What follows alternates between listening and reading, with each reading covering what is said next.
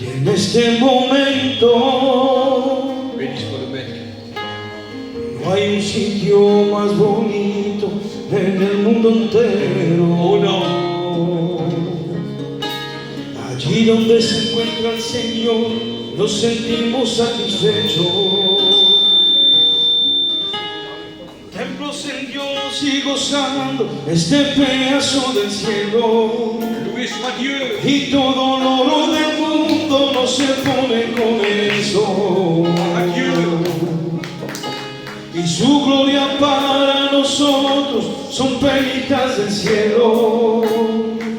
Inunda todo mi ser, inunda todo mi cuerpo. Feliz me siento con Él en este lugar, en este momento. Inunda todo mi ser, inunda todo mi cuerpo. Feliz me siento con Él en este lugar, en este momento. Vivo feliz porque entiendo que todo lo que me pasa es de su santa bondad para el bien de mi alma. Este es el gozo que hace que vivamos felices, pues Él es mi dueño, mi reino soberano de mi casa. Y todo el oro del mundo no se pone con eso. Y su gloria para nosotros son perlitas del cielo. Inunda todo mi ser, inunda todo mi cuerpo. Feliz me siento con Él en este lugar, en este momento. Inunda todo mi ser, inunda todo mi cuerpo.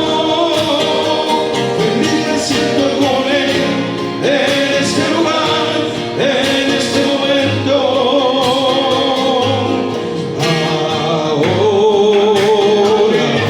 Ahora derrama, Señor, de tu gloria ahora en los pies de la cruz. Cristo te ama en los pies de la cruz. Cristo te ama en los pies de la cruz. Cristo te ama en los pies de la cruz. Su sangre derramó allí en la cruz. Su sangre derramó allí en la cruz. Su sangre derramó allí en la cruz. Su sangre derramó. Yo me voy con Él. Yo me voy con Él. Yo me voy con Él. Me he marchado con Él. Yo me voy con Él. Yo me voy con Él. Yo me voy con Él. Me he marchado con Él. Gloire à Dieu. Je me Les cieux proclament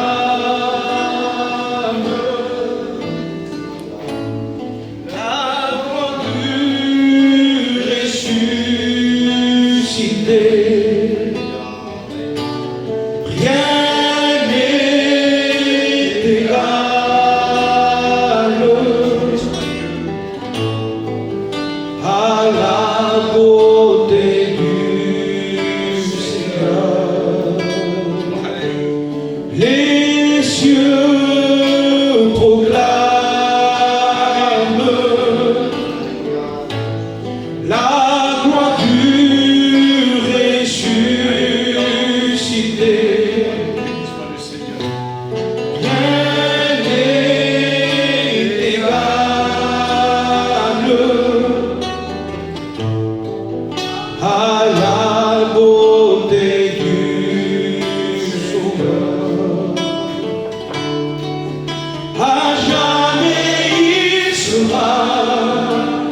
jamais il sera l'agneau sur le trône, l'agneau sur le trône.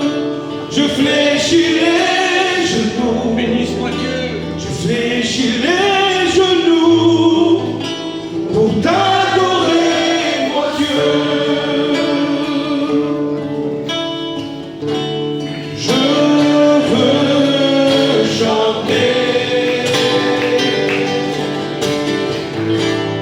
la gloire du ressuscité, l'agneau immolé.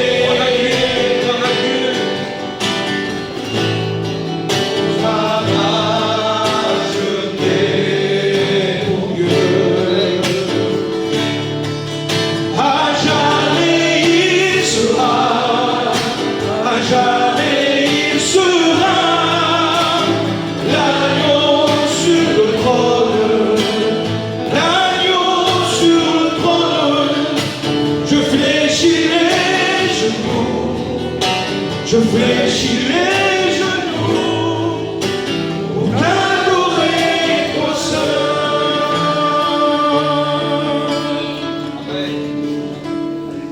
Merci Jésus de ce Seigneur, tu es grand, Seigneur, Béni soit Dieu. tu es grand, Seigneur, magnifique, digne de louange, tu es grand, Seigneur. Magnifique, digne de louange, tu es grand Seigneur. Hosanna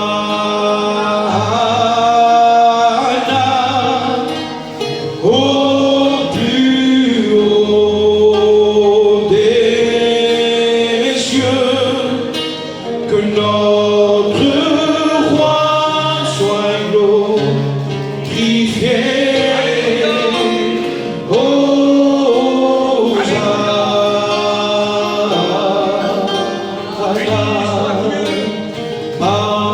Majesté,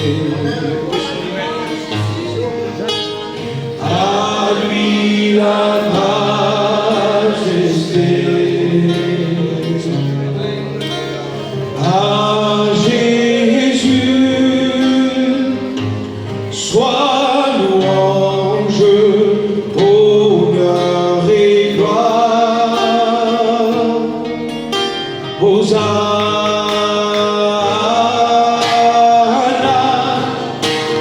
au plus haut des cieux, que notre roi soit glorifié.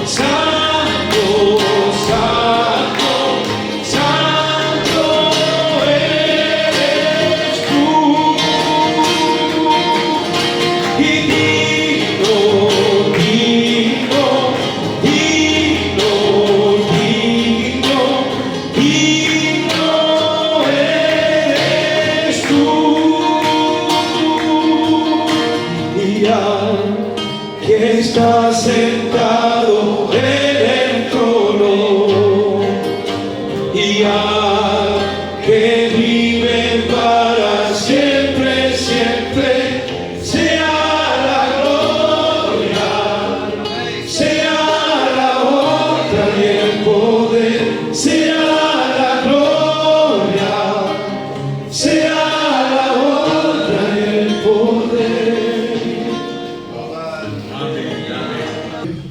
Béni soit Dieu, alléluia. Matin, nous sommes bénis, parce que Dieu est au milieu de nous, nous croyons de tout notre cœur, et nous sentons sa paix. Alléluia.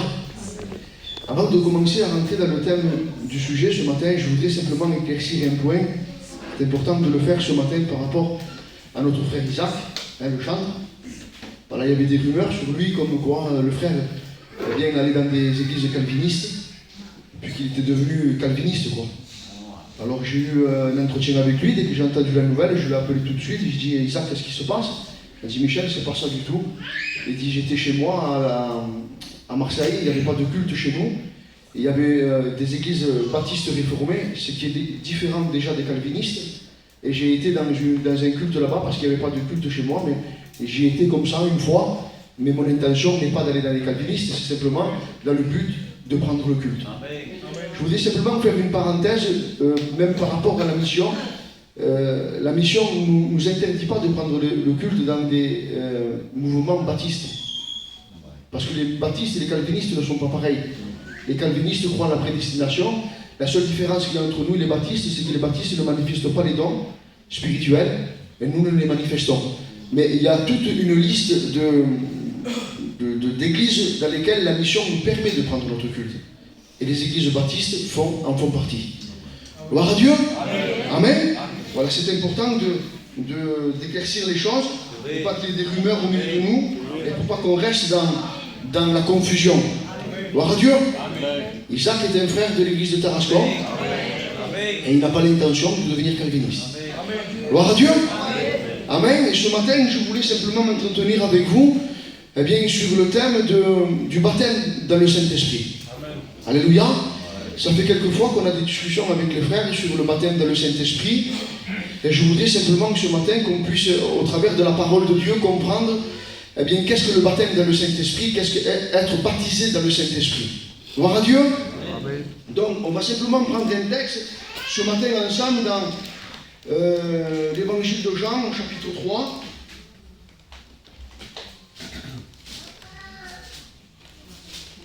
Pour comprendre toutes les différences qu'il y a par rapport aux expressions que prend la Bible parle d'être né de l'Esprit, né de nouveau, être baptisé dans le Saint-Esprit, être revêtu dans le Saint-Esprit. Et nous allons essayer ce matin de voir la différence entre ces trois expressions et ces trois expériences qui doivent être dans la vie du chrétien. Amen. Amen. Chapitre 3, verset 1. Mais il y eut un homme d'entre les pharisiens nommé Nicodème, un chef des Juifs, qui vint auprès de Jésus de nuit et lui dit « Rabbi, nous savons que tu es un docteur venu de Dieu, car personne ne peut faire ces miracles que tu fais si Dieu n'est avec lui. » Jésus lui répondit « en vérité, je te le dis, si un homme né de nouveau, il ne peut voir le royaume de Dieu. » Nicodème lui dit « Comment un homme peut-il naître quand il est vieux? Peut-il rentrer dans le sein de sa mère et naître ?» Et Jésus répondit « En vérité, je te le dis, si un homme est né d'eau et d'esprit, il ne peut entrer dans le royaume de Dieu. Ce qui est né de la chair est chair, et ce qui est né de l'esprit est esprit. Ne t'étonne pas que je t'ai dit, il faut que vous naissiez de nouveau. Le vent souffle où il veut, et tu en entends le bruit, mais tu ne sais d'où il vient ni où il va. Il en est ainsi de tout homme qui est né de l'esprit. » Amen. Amen. Donc avant de parler de baptême dans le Saint-Esprit, nous allons parler de naître de l'Esprit. Alléluia. Parce qu'il y a une suite successive que nous devons faire dans notre vie chrétienne, et nous ne pouvons pas, premièrement, être baptisés dans le Saint-Esprit sans être nés de l'Esprit. Et la nouvelle naissance, qu'est-ce que la nouvelle naissance? Eh bien, il y a deux mots que Jésus emploie. C'est le mot nouveau. Et le mot nouveau veut dire naître de nouveau, ça veut dire aussi naître d'en haut. C'est l'expression que prend aussi Jean dans son épître au chapitre 1. Il dit à tous ceux qui l'ont cru et qui l'ont reçu, elle a donné le pouvoir de devenir enfants de Dieu. C'est la même chose, c'est la même explication. C'est-à-dire qu'il y a une naissance qui vient d'en haut. Et qu'est-ce qui caractérise quelqu'un qui est né de nouveau? À quoi on voit quelqu'un qui est né de nouveau? Eh bien, c'est un changement dans sa vie. Avant de parler de dons de l'esprit, il faut parler de fruits de l'esprit. Et celui qui est né de l'esprit, eh bien, a dans sa vie les fruits de l'esprit. C'est-à-dire qu'il y a un changement dans sa vie. Lorsque quelqu'un accepte le Christ, lorsque quelqu'un se repent réellement, eh bien le Saint-Esprit commence une œuvre de changement dans sa vie qu'on appelle la nouvelle naissance. La nouvelle naissance, c'est un changement profond de l'être humain. Il ne manifeste plus sa vie terrestre, sa vie charnelle, sa vie qui lui est communiquée eh bien, par ses parents. On a une vie naturelle qui nous est communiquée lorsqu'on vient à la vie eh bien, par nos parents. Ce qui est physique, ce qui est charnel, eh bien, nous est communiqué par nos parents, et on est eh bien, physiquement et aussi avec notre caractère eh bien, par rapport à ce que nos parents nous engendrent. Et on voit que naturellement, eh bien, lorsqu'on est, on a tous des sensibilités différentes, des caractères différents, selon la naissance, selon l'engendrement que nos parents nous ont communiqué. Mais la Bible parle aussi de nouvelle naissance, de naître d'en haut, du souffle de l'Esprit. C'est-à-dire que le Saint-Esprit vient et le souffle de l'Esprit nous donne la vie, une vie qui est étrangère à la terre, mais une vie qui existe simplement en Dieu. C'est la nouvelle naissance. Et celui qui est né de nouveau, eh bien on pourrait le lire dans Galates 5, 22, eh bien il porte en lui les fruits de l'Esprit. Et qu'est-ce que le fruit de l'Esprit? Le fruit de l'Esprit, c'est l'amour, la joie, la paix, la patience, la bonté, la bénignité, la fidélité, la douceur, la tempérance. Lorsque quelqu'un est de nouveau, on pourrait prendre notre propre expérience dans le monde où nous étions d'un tempérament peut-être colérique, méchant, emporté, peut-être même d'un tempérament, je ne sais pas moi, il existe toutes sortes de tempéraments, et chacun a son propre tempérament, mais lorsque quelqu'un naît de nouveau, la première chose qu'on note, c'est un changement dans son caractère. Il n'est plus le même. Il est transformé. Il est changé. Le texte littéral dira, il est métamorphosé. Ce n'est plus le même. Et c'est pour cela que la suite logique, après la nouvelle naissance, après que quelqu'un ait porté du fruit, qu'il porte ses fruits de l'esprit, eh bien, c'est suivi par le baptême d'eau. On baptise d'eau quelqu'un qui est né de nouveau. Quelqu'un qui porte les fruits de l'esprit en lui, on le baptise, on concrétise la nouvelle naissance, on concrétise le fait qu'il ait les fruits de l'esprit par le baptême d'eau. Amen. C'est pour ça que lorsque Jean le Baptiste, bien que son baptême était différent de celui que nous pratiquons aujourd'hui, mais dans le fond c'était la même chose. Jean dit, lorsqu'il voit des pharisiens s'approcher, il dit, qui vous a appris à fuir la colère à venir, porter donc du fruit digne de la repentance.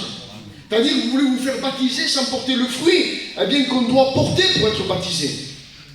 Et ce matin, eh bien, au milieu de nous, je bénis Dieu parce que Dieu dans chacune de nos vies, nous qui sommes des chrétiens nés de nouveau, baptisés, eh bien Dieu a commencé une œuvre qu'on appelle l'œuvre de la nouvelle naissance et qui a pour but eh bien, de nous changer et de nous transformer pour nous rendre à l'image de la gloire de Dieu.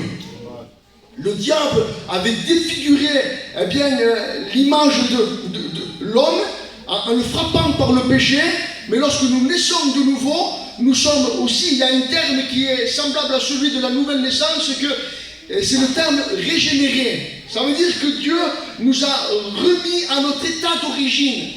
Nous étions défigurés, nous étions marqués par le péché. Le péché nous avait coupé de la communion avec Dieu et nous avait en quelque sorte détruit l'image que Dieu a faite de nous. Mais lorsque Dieu entreprend une œuvre de nouvelle naissance en nous, eh bien, il nous régénère, il nous remet à notre état d'origine. Et la Bible dira aussi dans l'Épître aux Romains, une autre expression qui est la même, nous sommes devenus une même plante avec Christ. Alléluia. Nous sommes un en Christ. Il y a une image aussi qui est employée dans l'évangile de Jean au chapitre 15, le cep et le serment. Nous sommes des serments attachés. Nous sommes attachés les uns aux autres. Nous sommes attachés au Christ. Amen. Amen. C'est la nouvelle naissance. Quelqu'un qui est né de nouveau porte les fruits de l'esprit. Amen. Quelqu'un qui est de nouveau passe par les eaux du baptême. Après qu'il y ait ces choses qui se passent dans la vie, le Seigneur a fait une œuvre encore plus grande dans notre cœur. Peut-être pas plus grande, mais fait une autre œuvre dans notre cœur. Parce que le but du Seigneur dans notre vie, ce n'est pas simplement que nous soyons sauvés. Mais il nous sauve pour que nous puissions œuvrer. Et le baptême du Saint-Esprit, c'est le Saint-Esprit qui nous équipe de ses dons pour que nous puissions entrer dans les œuvres que lui a préparées pour nous d'avance. Dans le livre des Actes, chapitre 1, verset 8, il dit « Vous recevrez une puissance ». On va le lire ensemble ce matin. Actes, chapitre 1, verset 8.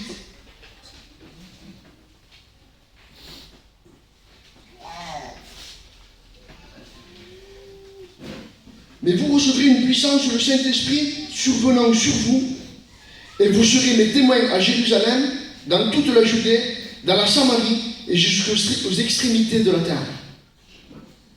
C'est-à-dire qu'après que le Seigneur nous ait fait naître de nouveau, que nous soyons passés par les eaux du baptême, nous sommes des sauvés.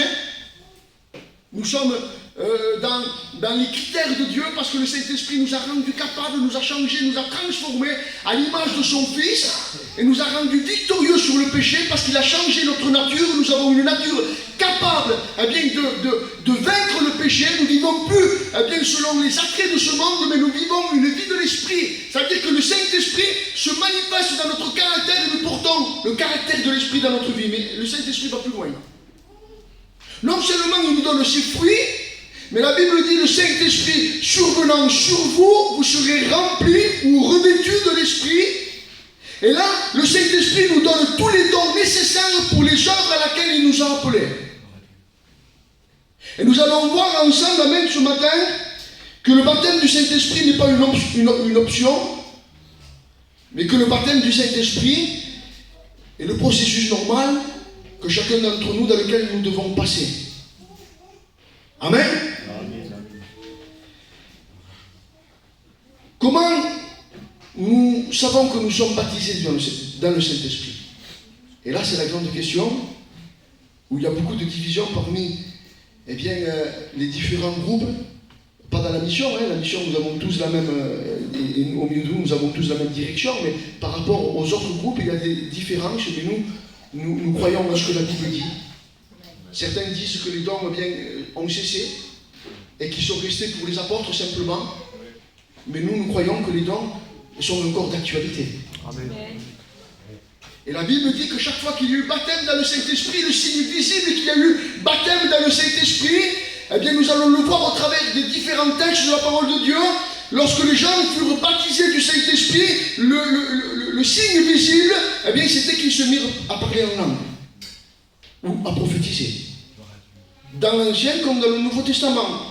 Dans l'Ancien Testament, le parler en langue n'était pas manifesté, mais la Bible dit ils furent saisis. La seule différence qu'il y a entre l'Ancien et le Nouveau Testament, c'est que le Nouveau Testament, c'est une onction permanente. Il demeure, le Saint-Esprit demeure en nous. Dans l'Ancien Testament, le Saint-Esprit saisissait les gens, pour instant, momentanément. Mais dans le Nouveau Testament, c'est encore plus grand, parce que le Saint-Esprit veut demeurer en nous, constamment, sans arrêt, être sous l'onction de l'Esprit. Amen.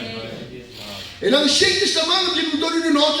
Par exemple, quand David va commencer à exercer son ministère, il éloigne, il se mit à prophétiser par elle pour Saül. Il se mit à prophétiser. Et c'était le signe visible que quelqu'un était rempli du Saint-Esprit. Parce que le Saint-Esprit le mettait à part pour une œuvre, et en même temps qu'il le mettait à part pour une œuvre, il lui donnait tous les dons nécessaires pour accomplir cette œuvre. Il donnait toute la capacité pour accomplir cette œuvre. Amen. On le voit, amen, pour que vous soyez convaincus ce matin, parce que c'est pas ma pensée, c'est ce qu'il est écrit, Acte 19, 1, 6, pendant qu'Apollos était à Corinthe, Paul arriva à Éphèse, et après avoir traversé l'autre province de l'Asie, il rencontra quelques disciples. Et il leur dit, avez-vous reçu le Saint-Esprit lorsque vous avez cru? Ils lui répondirent, nous n'avons même pas entendu parler d'un Saint-Esprit. Il demanda, quel baptême avez-vous donc reçu? Ils répondirent, le baptême de Jean. Alors Paul dit, Jean a baptisé du baptême de repentance, en disant au peuple de croire en celui qui venait après lui, c'est-à-dire en Jésus le Messie. Sur ces paroles, ils furent baptisés au nom du Seigneur Jésus. Lorsque Paul posa les mains sur eux, le Saint-Esprit vint sur eux, et ils se mirent à parler en langue et à prophétiser. Actes chapitre 9, verset 17, Ananias sortit, et lorsqu'il fut arrivé dans la maison, il imposa les mains à Saul, en disant, Saul, mon frère, le Seigneur Jésus, qui t'est apparu sur le chemin sur lequel tu venais, m'a envoyé pour que tu recouvres la vue et que tu sois rempli du Saint-Esprit. Amen. Amen. Acte 8, 18, voyant que l'Esprit Saint était donné, lorsque les apôtres posaient les mains sur les gens, Simon leur offrit de l'argent en disant, accorde-moi aussi ce pouvoir, afin que celui sur lequel je poserai les mains reçoive le Saint-Esprit. Acte 1, chapitre 8, vous recevrez une puissance, le Saint-Esprit, survenant sur vous, et vous serez mes témoins. Alléluia. Lorsque quelqu'un était baptisé du Saint-Esprit, notons quelque chose qui m'a fait du bien quand je lisais, je n'ai jamais fait attention. Lorsque Pierre va dans la maison de Corneille et qu'il commence à prêcher et que les gens furent remplis du Saint-Esprit et ils se mirent à parler en langue, c'est ce qui a fait changer Pierre de décision. Parce que s'ils auraient simplement reçu le Seigneur et qu'ils ne nous auraient pas parlé en langue, peut-être que Pierre aurait été jusqu'à les intégrer dans le processus que Dieu avait pour le peuple, pour les païens. Il dit, mais comment? Il dit, eux, ils ont reçu le Saint-Esprit, ils parlent en langue comme nous, ils ont reçu les mêmes dons que nous. Donc, le Seigneur les a mis au même niveau que nous. Il veut les sauver comme nous et il veut les intégrer dans le même travail que nous. Si le don de parler en langue n'aurait pas été manifesté à ce moment-là, peut-être que Pierre n'aurait pas été aussi loin dans sa démarche. Alors ce matin, je voudrais que vous compreniez quelque chose et nous allons noter les dérives qu'il peut y avoir aussi par rapport au parler en langue et l'équilibre qu'il doit y avoir par rapport au parler en langue et pour que ce matin nous soyons dans un équilibre. Alléluia. Il est important dans la vie de Dieu d'être équilibré. Alléluia. Il est important dans la vie de Dieu de ne pas être un déséquilibré, de ne pas prendre des versets bibliques et de faire de ces versets bibliques simplement la force et l'autorité pour faire ce que je veux. Non, non, non. Chaque verset se contrebalance et chaque verset nous apporte un équilibre. Alors, pourquoi Dieu veut nous baptiser dans le Saint-Esprit? Eh bien, tout simplement, pour que nous puissions être équipés des dons nécessaires pour entrer dans l'heure à laquelle il nous appelle. Il dit, ne bougez pas de Jérusalem.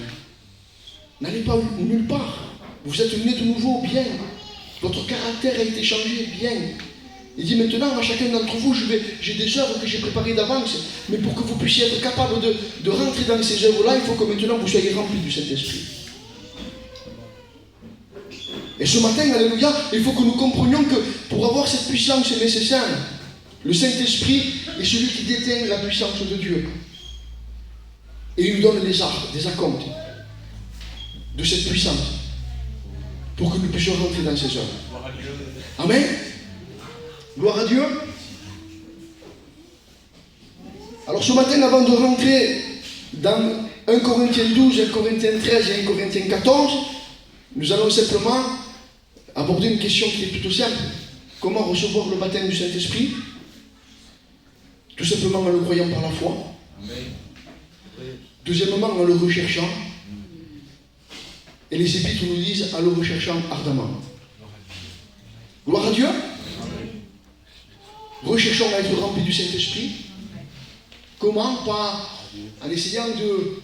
Non, non, dans la foi, dans la paix, dans la tranquillité.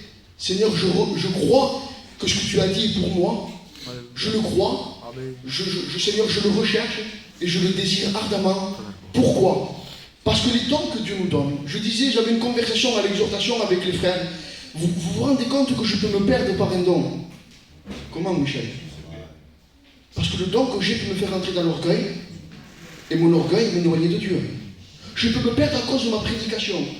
Si je me crois un bon prédicateur, un grand prédicateur, et si je suis un peu sublimé par ma prédication et que je rentre dans un orgueil en disant que je suis un bon orateur, je suis quelqu'un d'éloquent, ma prédication peut me perdre. Alors, certains ne rentreront pas dans le ciel. Pourquoi? Ils étaient des alcooliques, ils étaient des toxicomanes, ils vivaient dans le péché, ils vivaient dans la débauche. Et d'autres ne rentreront pas dans le ciel parce que leur prédication a été tellement un sujet de gloire et d'orgueil pour eux que le ciel leur est fermé. C'est grave, non? C'est pour ça que Paul va dire, il va mettre un équilibre dans les dons. Et ce matin, nous allons voir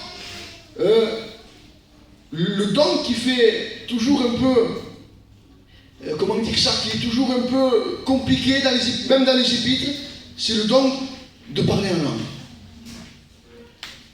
Il existe, on doit le manifester, on doit le rechercher, mais avec un ordre, avec un équilibre, et bibliquement. Gloire à Dieu. Amen. Alors on va lire 1 Corinthiens chapitre 12.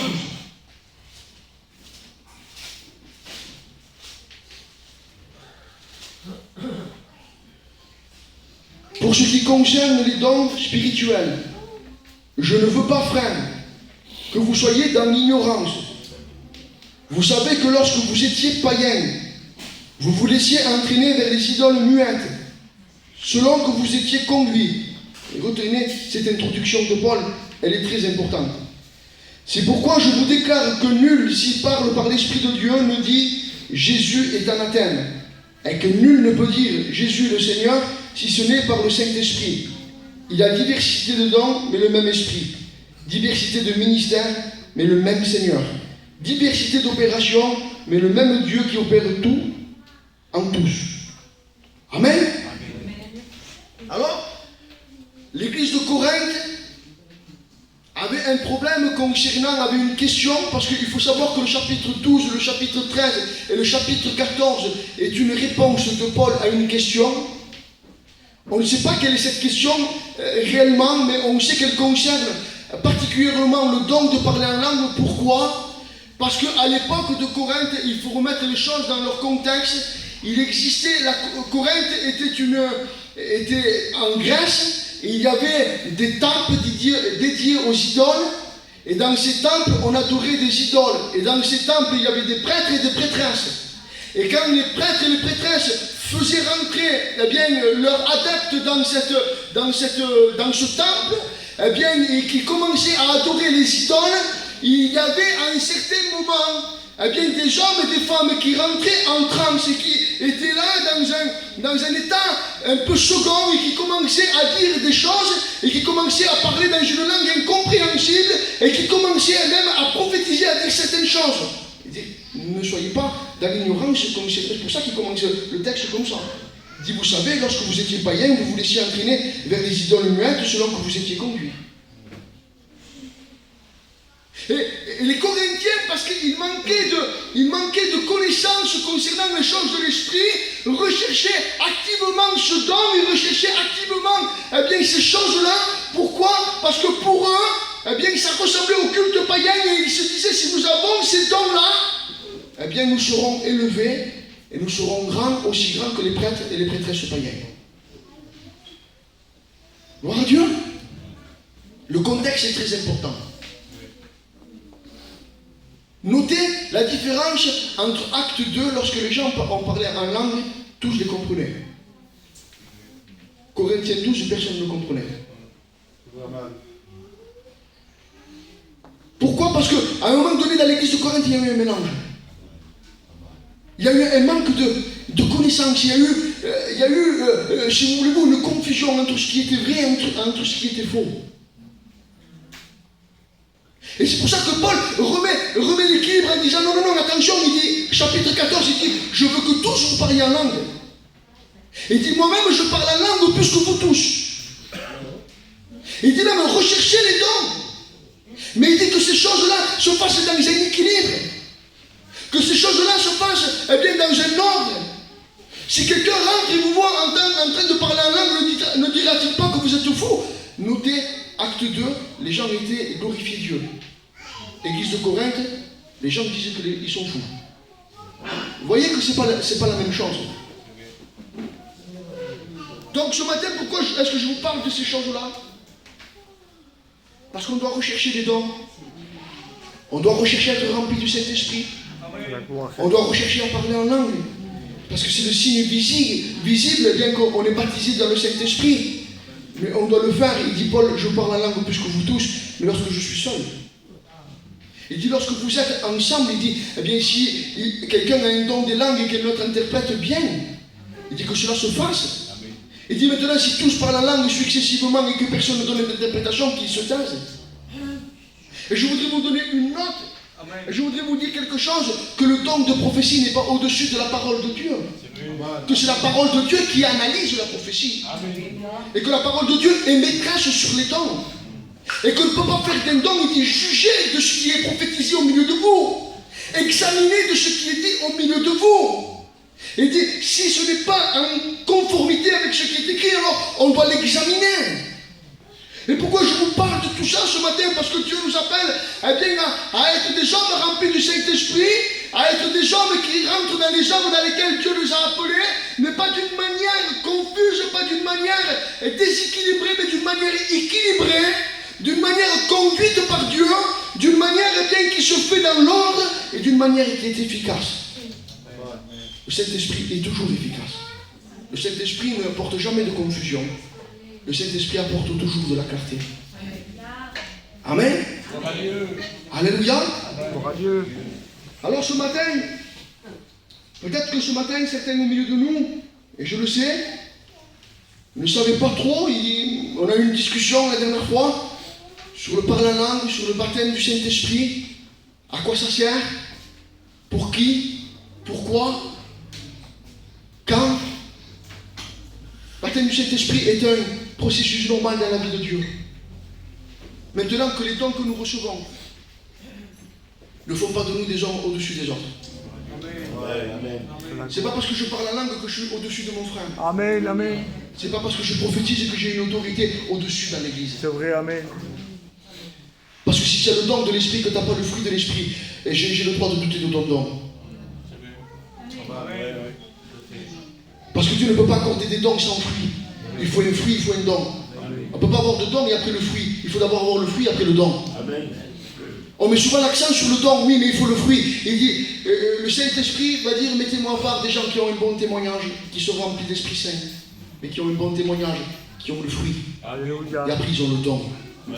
Et ce matin, cherchons à avoir le fruit.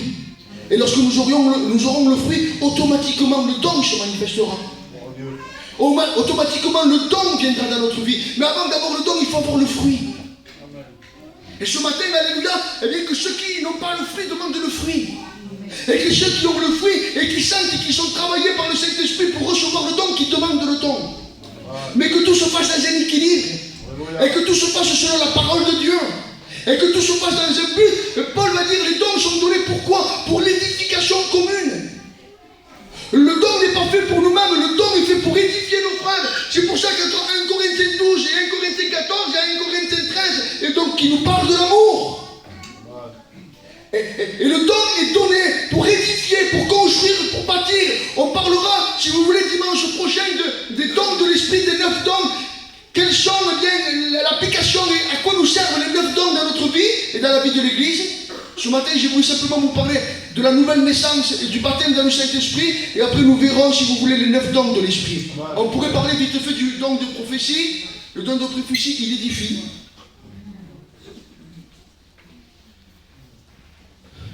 Il ne détruit pas, hein.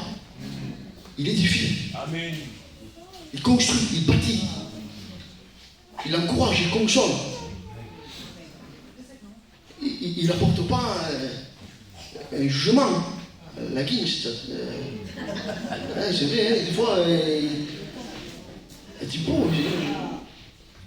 Non, il faut que le don soit en conformité avec la parole. Amen.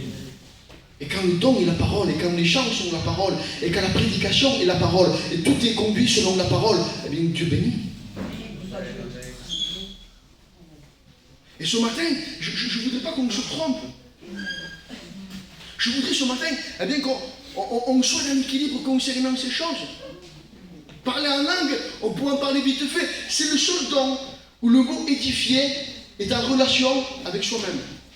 Normalement, quand le mot édifier apparaît dans la Bible, il est toujours en relation avec les autres. Édifier les autres, c'est toujours pour les autres. Juste pour le parler en langue, c'est la seule fois où le mot édifier est dit en relation avec lui-même. Celui qui parle en langue s'édifie soi-même. Amen. Dieu.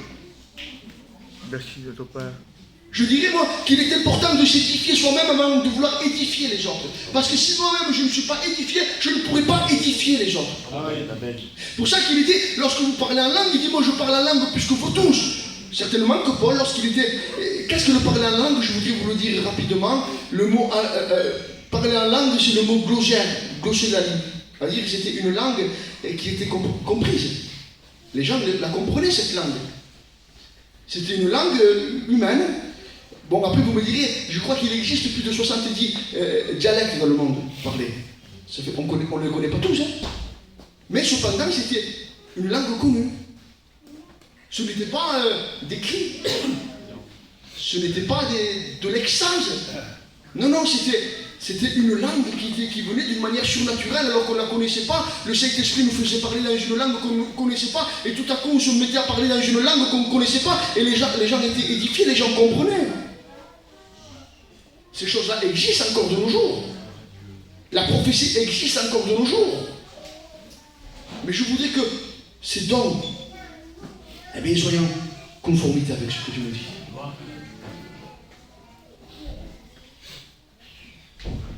Alors je ne sais pas si au milieu de nous, certains cherchent le baptême dans le Saint-Esprit, se sentent travailler.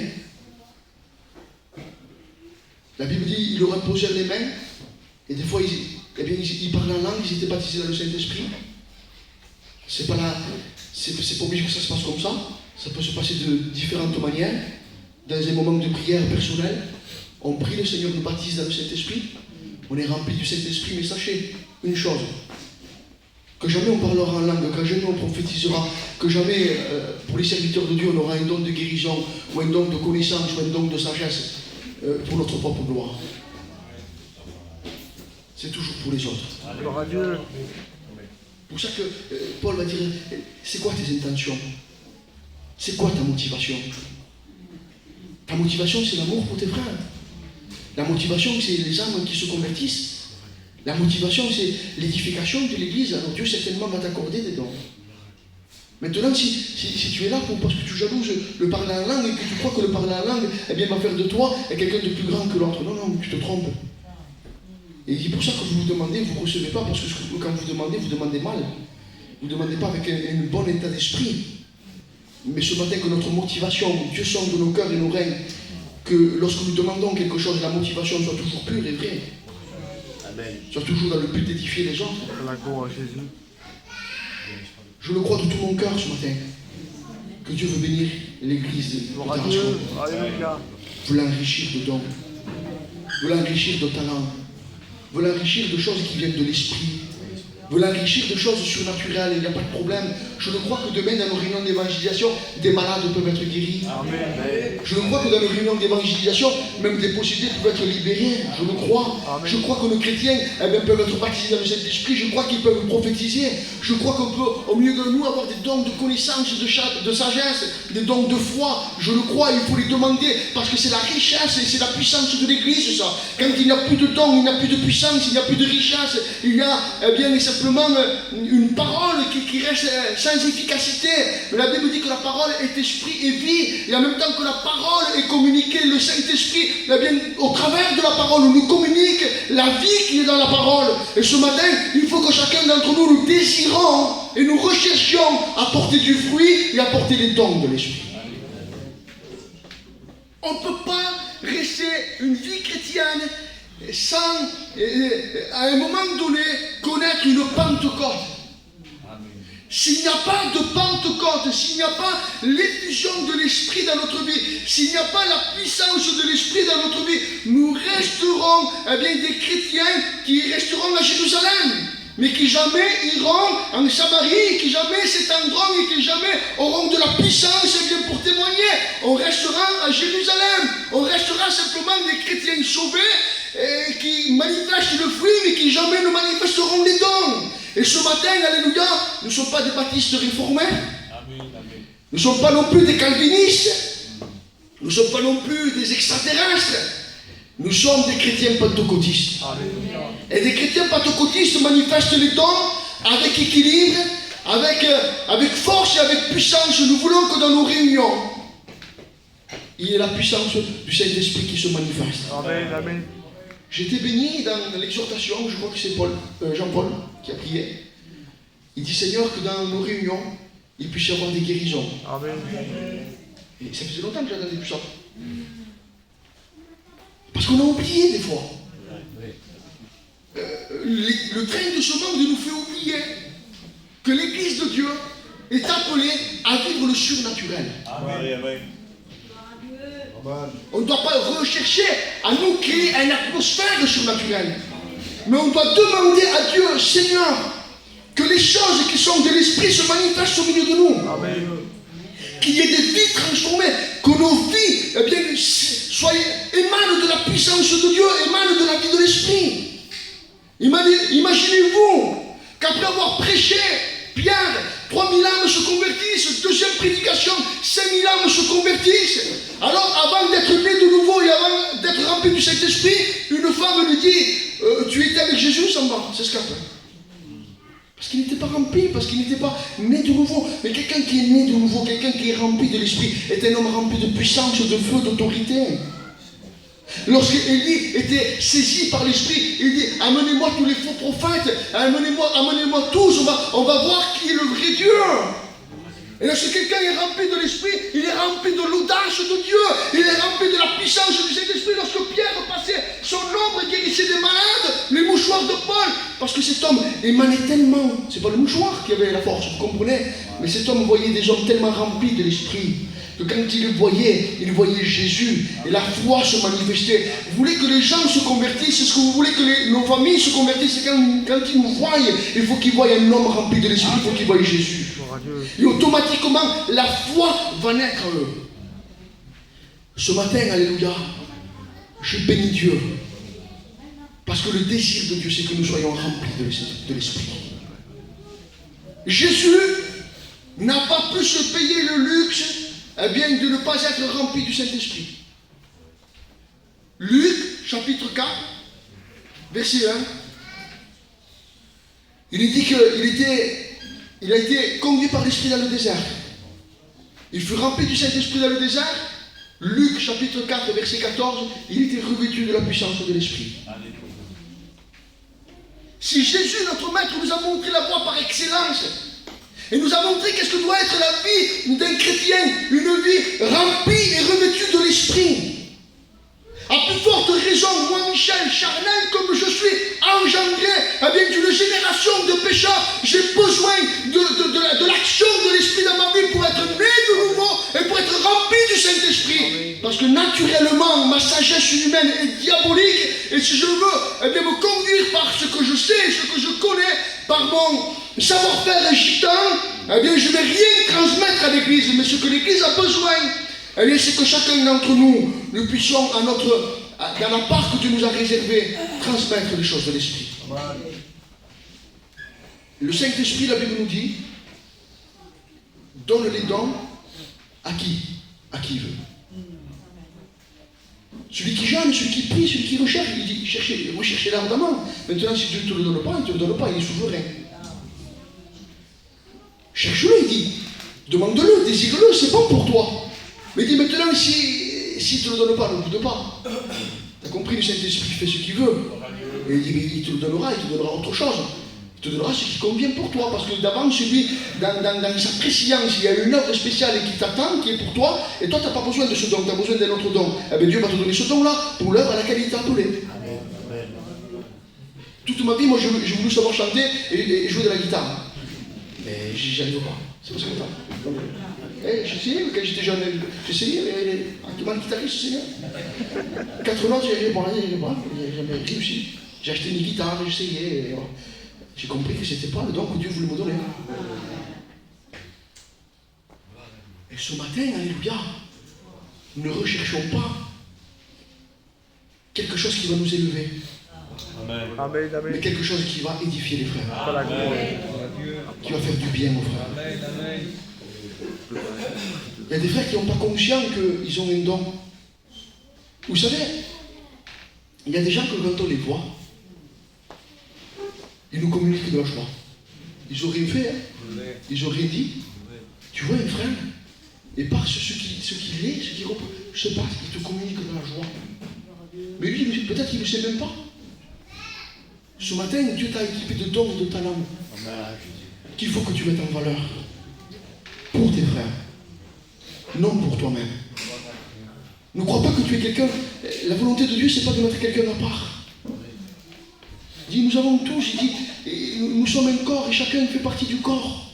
Simplement, il dit, l'œil ne peut pas vouloir être la main, et parce qu'il n'est pas la main, il dit que je ne suis pas du corps. Non, non, Dieu veut que tu sois l'œil, l'autre l'oreille, l'autre les jambes, l'autre les mains. Et reste dans la volonté de Dieu. Et sois efficace dans ce que Dieu t'a demandé. Et si nous marchons tous ensemble dans la direction de l'Esprit, alors je vous promets, vendredi j'ai senti la gloire de Dieu dans la réunion.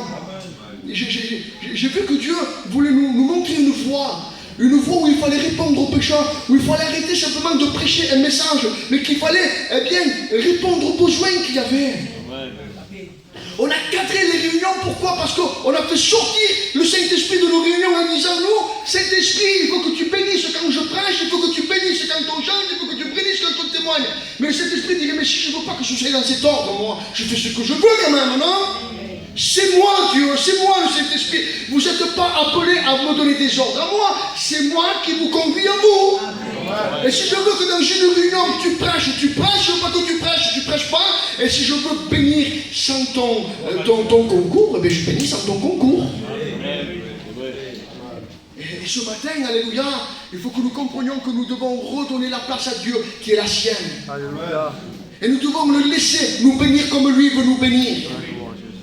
Nous devons le laisser nous briser comme il veut nous briser. Parce que ce matin, alléluia, je suis conscient que dans ma vie, il y a encore besoin de brisement, d'orgueil, de méchanceté, de choses qui ne sont pas la gloire de Dieu. Et le Christ a besoin encore de briser ma vie pour qu'il y ait plus de fruits, pour qu'il y ait plus de dons, pour que ce soit plus un moyen d'édification pour mes frères. Ce matin, dans le nom de Jésus, que ton cœur se réveille. Amen, amen. Et que tu comprennes que Dieu a de grandes choses pour toi. Alléluia. Mais pas pour toi, Oui, amen. pour les autres. Amen. Il veut faire des grandes choses, mais... Alors, vous savez, la psychologie de Dieu, elle est quelque chose, c'est différent de nous. Hein. Nous, quand on a quelque chose, c'est pour nous.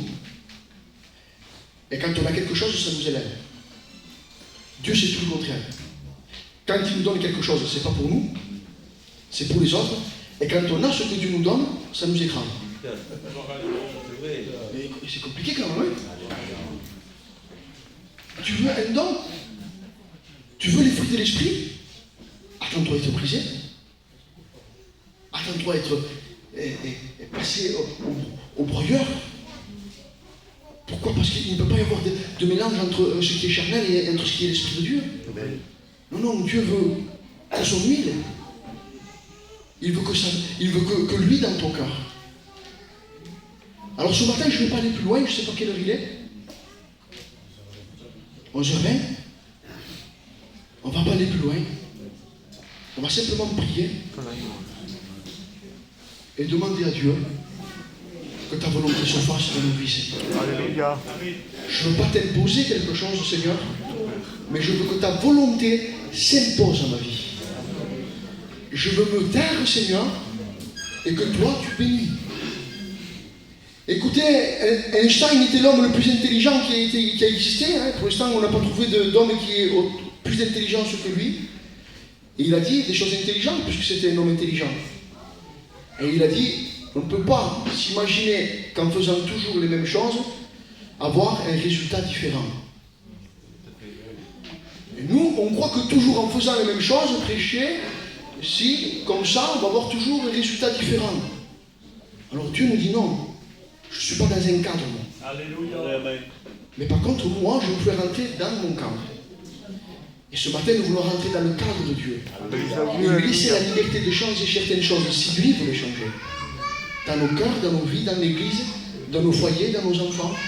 Nous voulons laisser la liberté de changer les choses. Amen. Je vais demander aux frères qui jouent juste un cantique, et après on laisse la place à la prière.